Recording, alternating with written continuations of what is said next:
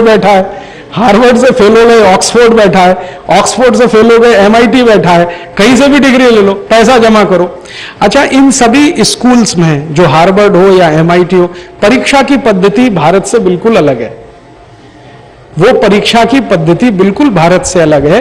वहां कभी भी इस तरह का नहीं होता 33% पे पास होना, 60% पे फर्स्ट क्लास होना, 75% पे पोजीशन होल्डर होना, या जो भी कहना, वो ऐसा नहीं होता है। वहां ग्रेडेशन सिस्टम है, तो वहां कोई फेल नहीं होता है, लिटरली कोई फेल नहीं होता है।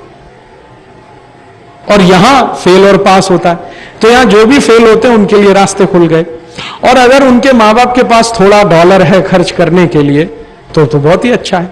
तो होने वाला क्या है कि अब डॉलर का खर्च विदेशी यूनिवर्सिटीज की डिग्री खरीदने के लिए इस देश में चालू होगा।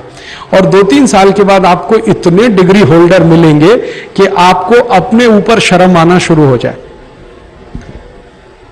शर्म कैसे आएगी? मैं जानता हूं फेलियर है, लेकिन वो डिग्री लेके घूम रहा है, एमबीबीएस एमडी, क्या करेंगे आप उसका? ज्ञान मिले या ना मिले, डिग्री आराम से मिल जाएगी।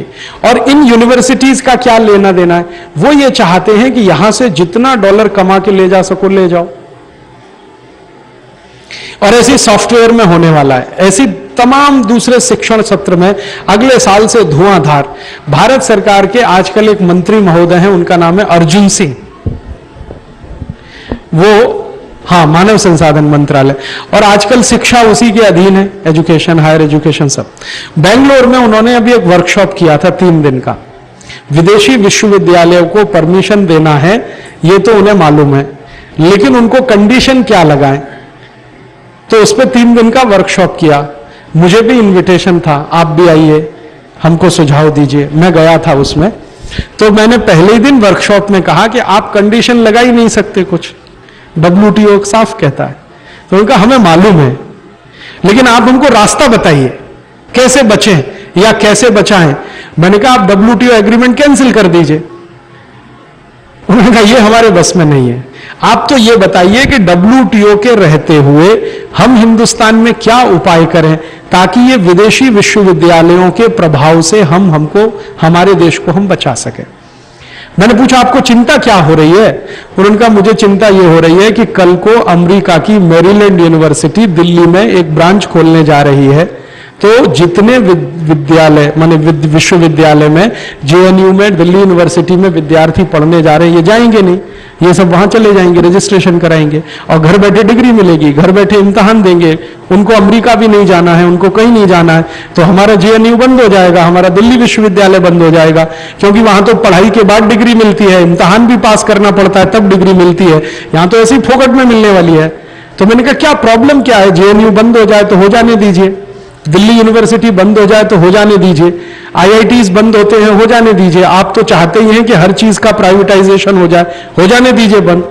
तो उन्होंने कहा कि भाई देश तो डूब जाएगा। फिर मैंने पूछा कैसे डूब जाएगा?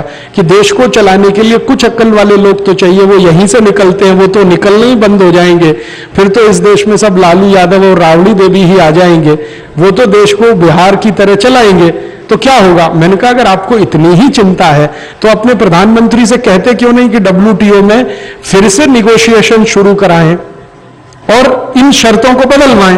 ये तो आप फालतू में विधवा विलाप कर रहे हैं। विधवा विलाप है। जब एग्रीमेंट साइन हो रहा था तब करना चाहिए था, कंडीशन पढ़ लेनी चाहिए थी। अब साइन हो गया, आप कुछ कर नहीं सकते, अब मुझसे पूछ रहे हैं उपाय बताओ। साइन आपने किया, गू आपने किया, मुझसे कह रहे साफ करो, तो थोड़े नाराज हो गए।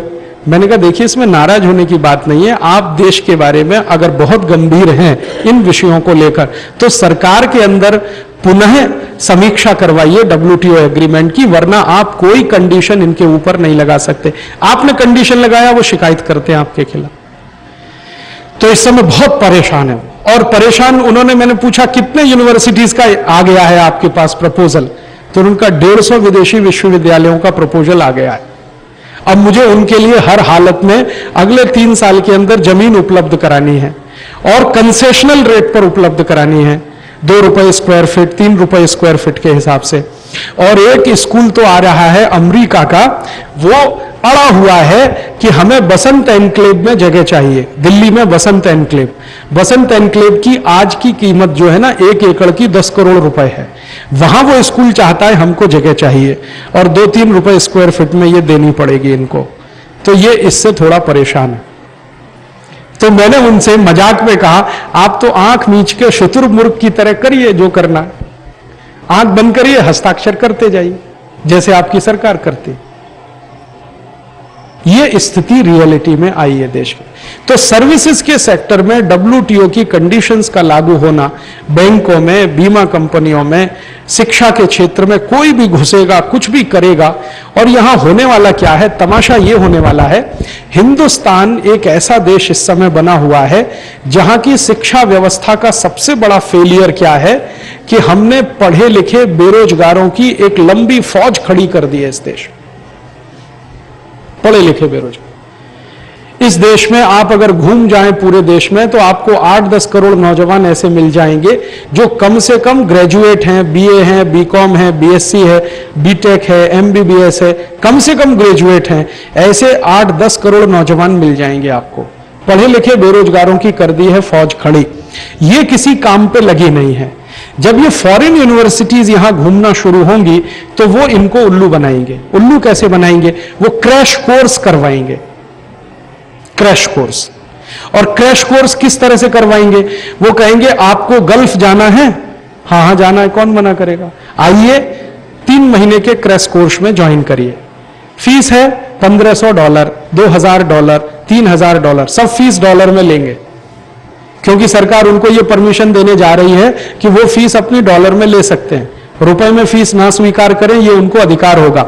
तो फीस बनाएंगे $1500, $2000, $3000, $4000। सिखाएंगे क्या? सिखाएंगे ये कि गल्फ में कैसे रहना, कैसे काम करना। ये क्रैश कोर्स है, ठीक है। अब जैसे ही वो ये दरवाजे पे टांगेंगे इराक में जाने के लिए, ईरान